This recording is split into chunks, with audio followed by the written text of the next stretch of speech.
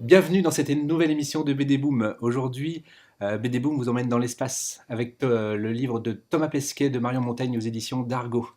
Donc il faut savoir que Marion Montaigne a eu la chance de connaître Thomas Pesquet par les réseaux sociaux depuis sa sélection en fait en 2008. Donc elle raconte sa sélection, elle raconte l'attente de la mission, elle raconte la mission, elle raconte le retour sur Terre. Donc Marion Montaigne, pour ceux qui ne la connaissent pas, c'est celle qui a commis les ouvrages Tu mourras moins bête mais tu mourras quand même, qui ont été adaptés en programme court sur Arte le soir. Donc vous connaissez en fait son talent d'humoriste et sa capacité à expliquer les sciences de cette façon si drôle. Donc là, Thomas Pesquet, elle le fait passer pour un espèce de beau gosse.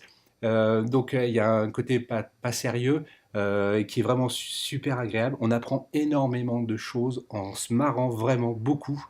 Je vous le conseille fortement et vous saurez pourquoi Matt Damon dans le film Seul sur Mars doit mourir à la fin. Parce qu'on ne peut pas le chercher, on ne peut pas sortir d'un vaisseau spatial pour aller le chercher, il faut 6 heures de préparation avant de sortir, on n'enfile pas une combinaison comme ça pour aller dans l'espace. Donc Matt Damon est mort, donc RIP Matt Damon. BD Boom. Après le noir de l'espace, le noir de l'âme humaine avec Fondu au noir, le dernier album de Ed Brubaker, Sean Phillips et Elizabeth Breitweiser aux éditions Delcourt. Donc là, comme vous l'aurez compris, on est dans la BD américaine, donc format comics, une histoire complète qui se passe à Los Angeles en 1948.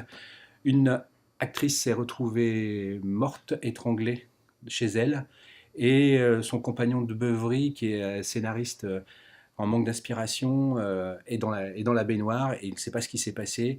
Il se sauve et en fait on la retrouve pendue, comme elle a été suicidée après avoir été tuée. Donc c'est le début d'un mystère. Et on suit ça dans une ambiance glauque de ces années-là, la chasse aux espions communistes dans le milieu du cinéma, des références à LA Confidential. Un très très très bon roman noir, un roman graphique noir.